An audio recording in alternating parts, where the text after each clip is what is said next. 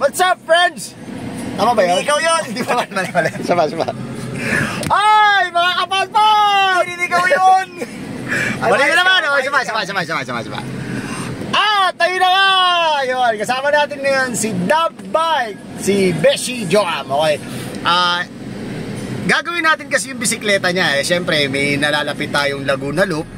Kung papala rin tayo, kung bibigyan tayo ng pagkakataon ng Diyos na makapagbikol, kasi medyo nagbababagyo, yung lugar namin medyo hindi maganda yung sitwasyon. So, titingnan natin kung matutuloy tayo sa August 16, sa August 16, tama ba ako, Besh? August 16. August 16 sa Bicol. Titingnan natin yung panahon, kung uubra ba, o pwede bang iwanan yung bahay. Baka mamaya, pag uwi namin, wala na kaming bahay.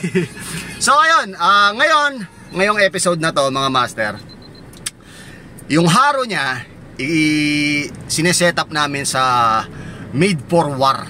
Okay, so umorder na kami ng fork, kasi yung fork niya wala kasing eyelet, walang lagayan ng rack. Gusto ng kaibigan natin na magkaroon ng rack, front rack. So ngayon, umorder tayo. Pagkatapos ayun na, kinabit na natin. Mamaya papakita ko sa inyo, kinabit na namin sa bahay. Kaya tapos niligan ko na ng niligan na namin ng all about cage. Nothing but, ano tawag doon? Nothing but cage o all about cage, nothing but cage. Basta may cage na siya. So kahit na pwede nang ilagay ni Beshi doon. Nilagay na natin doon. Dalawang ganon, tapos yung fork niya na bago na steel. Kasi steel is real. Alright? So kami excited na kaming matapos yung project bike niya na mas maayos. Pwede na siyang magmataba na goma kasi mas malaki na yung space. Kasi nakakabit sa kanya 40C na Rambler. Tama ba, Besh? 40C na Rambler yun sa'yo, di ba? 40C. So pwede na siya at least mga 2.1. Ay, powerful! Ngayon, papunta kami ngayon sa Roosevelt Bicycle Center. Ipapatono namin yung FD niya kasi nung mga nakaraan, nag-SOS to. Nag-lock yung niya. Nag-lock yung 46 niya, yung chain niya sa 46 na cogs. So anyway, ngayon magpapatono tayo, magpapalagay tayo ng spacer. Papakita ko sa inyo yung kabuuang setup ng haro. Anong model yung haro mo, Besh? Haro SS Mary. SS Mary. Haro SS Mary. Okay? So kung interesado kayo dito sa pagbubuo na to para sa Made for War na bike touring ng Haro SS Perry o Terry Bells o ano man yan, tara, pupunta na tayo ngayon doon.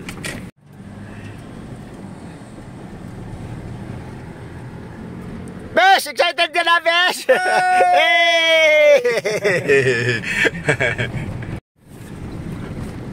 Alam nyo kasi, mga master, ang bike touring na bike, syempre, bike touring na bike, ang bike kasi na kapag sinetap mo sa bike touring, magkaiba yan kapag bike. Pwede actually halos magkapareho ang bike packing at bike touring.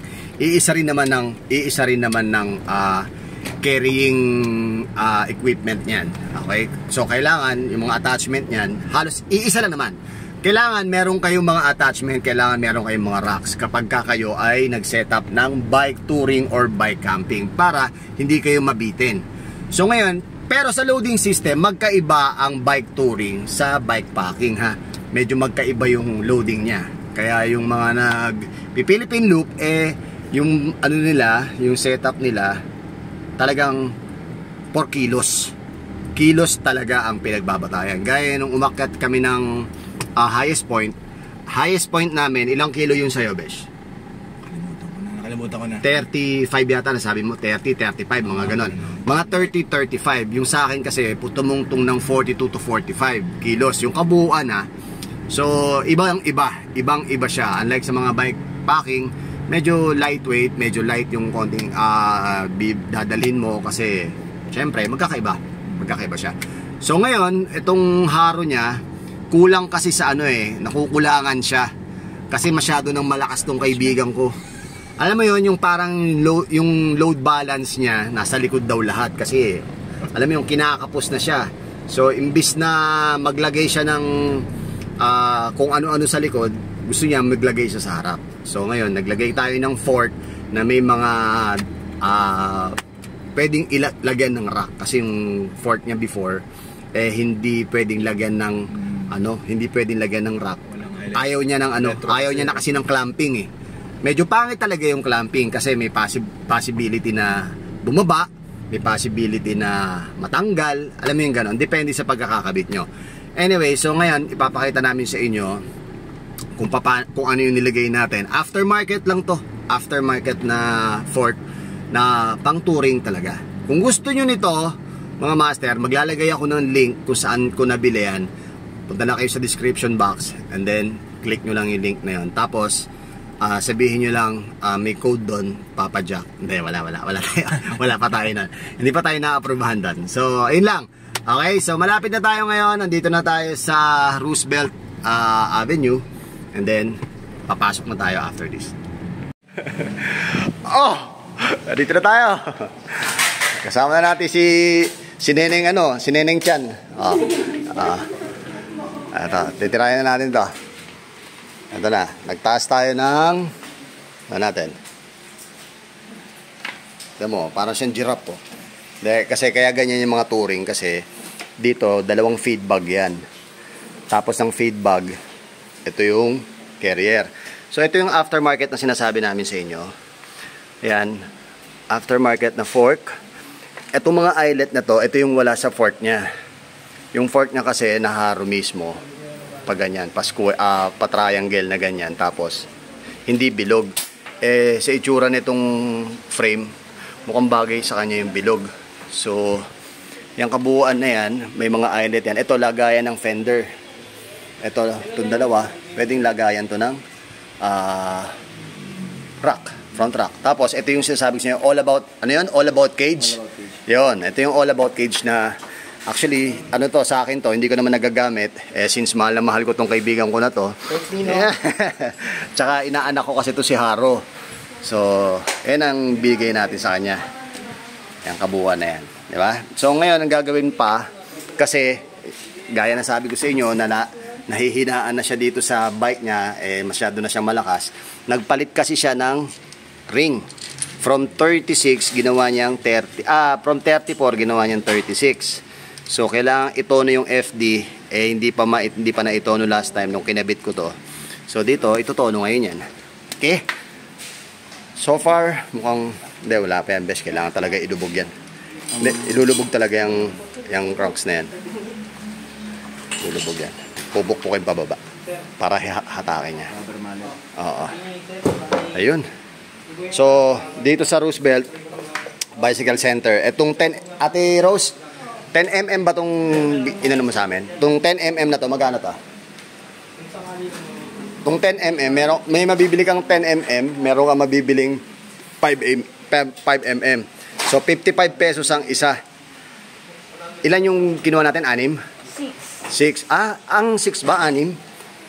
Oo nga. Ang 6 nga, 6. So, 6 ang kinuha natin. Meron siyang stock pang may stock pa siya na, ano tawag doon? Spacer. So, konti na lang dinagdag natin. Ito, matatakpan to, itong ganyang kalaki, matatakpan to ng feed bag. Okay, tapos dito naman, ito yung mga handlebar bag, pwede mong matatakpan din yan. Hindi, maglalagay pa siya ng rack eh. Pag naglagay siya ng rack, mas powerful yan. Alright? Ito na. Sinisimulan na natin. Sinisimulan na natin ang FD recognitions area. Ayan. Siyempre, mababa pala yung bumaba pala yung FD. Kaya hindi maito, no? So, yun yung tatay. Excited yung tatay. Grabe naman to. Grabe to. Naubos na yung pinagawa natin ito.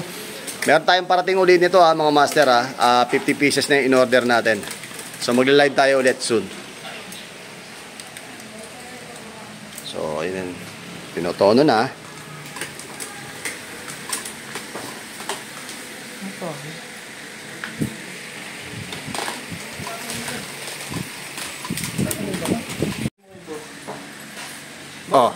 Ayun na.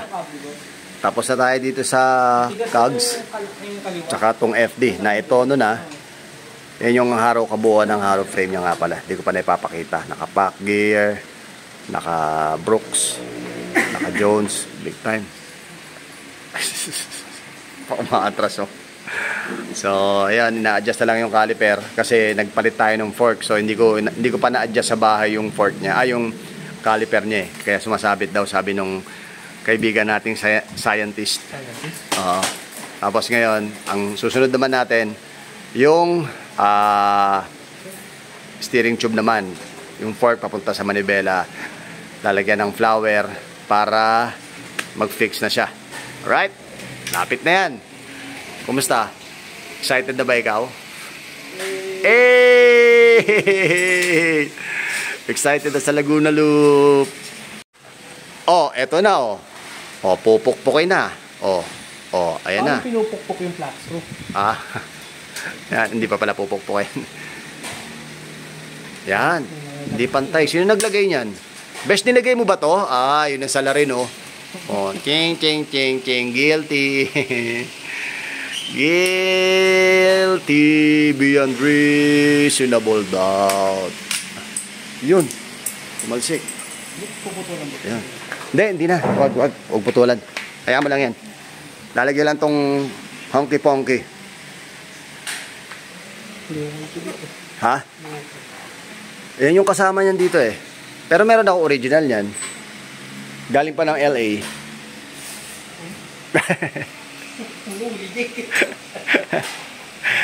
Bakit? Galing ng LA. Sumaba yun. Ito ano eh? Ano? Saan galing yan? Abraham? Sa Abra. Anak na teke yan. Galing nga na Abra yan eh.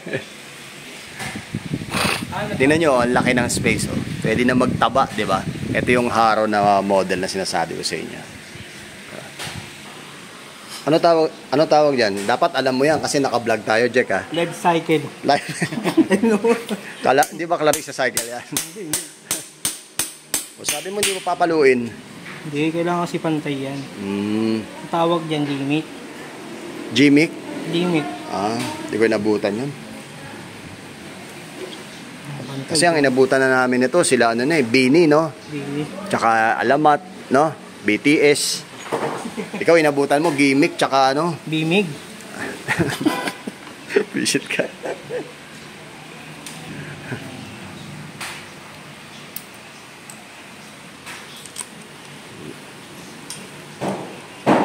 Dali na. Jack, pantay ba, Jack? Wala nga. Jack, ayusin mo, Jack. Pantay mo, Jack.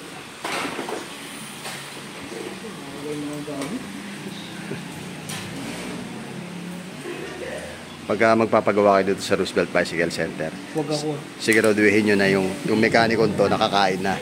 Pag hindi nakakain to, lutang to. Tanungin nyo muna bago kayo magpagawa. Nakakain ka na ba, boss? Pag hindi pa, kain ka muna. Ano yun? Galing mo talaga. Ano pangalan mo ulit? Lonnie. Lonnie. Galing ah. Meron na. Iba ka talaga, Jack. Hindi, naiwan ng customer yan. Sabi oh. Kita mo, meron siyang cover oh. Panis. Wala namang alog, Jack. Mahigpitan lang natin. Wala namang alog. Ano mo? Oh, di ba? Wala namang alog. Okay na ba to? Oh, ayun na oh. Testingin natin. Ipapa-test ride muna natin kung okay na. And then test ride lang natin kung okay na yung height. Tsaka kung walang alog yung harapan. Lalaman natin yan.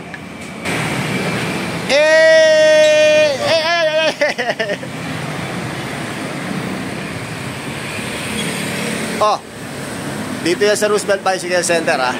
Roosevelt Bicycle Center 117. Ayun, nakikita nyo naman oh. 117 Roosevelt Avenue, Quezon City. Right? Ayun siya. Testing. Test ride. Test ride.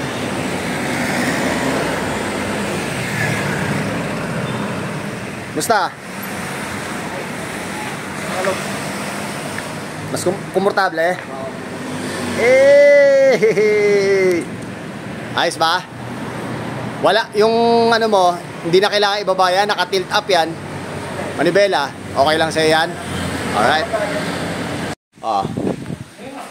Ayun na. Tapos na. So, successfully. Ito na yung naging kabuuan. So, daming spacer. Puro 10mm. Okay. Kabuuan ng bike. Ayun na. Maraming salamat. Hose belt. Okay na, Beshi. Ayun o. Jack. Thank you. Jack. Thank you, Jack. Jack.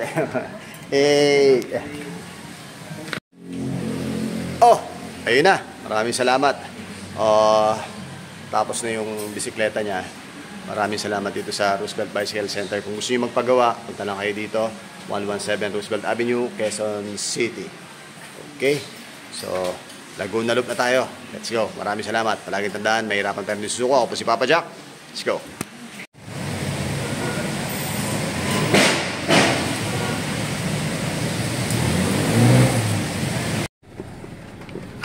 Ayun na, natapos na. Maraming salamat sa Roosevelt Bicycle Center. Ayun na yung bike. Iuwi na. Kaya lang umuulan na naman. Para tayo makaka-ride yan. So, ayun. Hanggang dito lang muna po. Maraming salamat, Besh. Maraming salamat sa'yo. Thank you, Roosevelt. Thank you, Papa Jack. Nice, Nong. Ronilio Borbe, yung ating mekaniko. Maraming salamat sa'yo, Master, ha? Maklase ka talaga. Maraming salamat sa inyo. Paalam. Hanggang sa muli. Maraming tandaan. Mahirapan pero di suko. Ako po, si Papa Jack at siya po si The Biker. The Biker. Ciao.